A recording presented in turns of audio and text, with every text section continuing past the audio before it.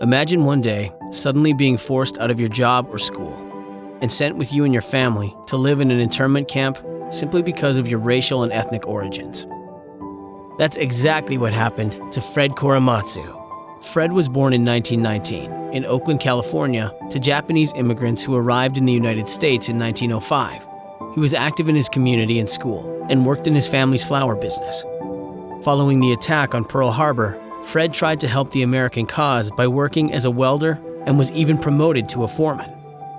Then, in 1942, President Franklin D. Roosevelt issued an executive order calling for the relocation of many Japanese Americans.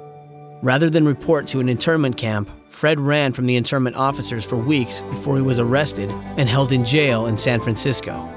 There, he was tried and convicted for failing to obey military orders and sentenced to probation for 5 years.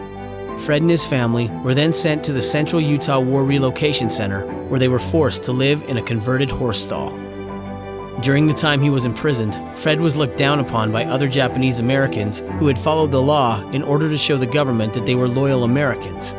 Fred felt isolated, alone, and continued to face discrimination even among people of his own descent. Even while interned, Fred continued to resist.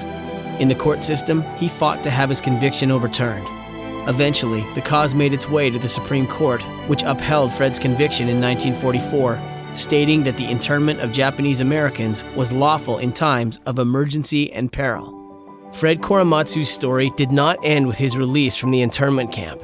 He continued to pursue justice for those Japanese Americans who were forced into camps because of their ancestry.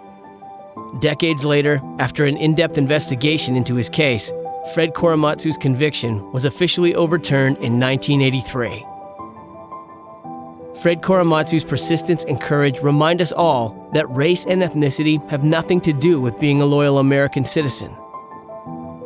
As Fred himself said, no one should ever be locked away simply because they share the same race, ethnicity, or religion as a spy or terrorist.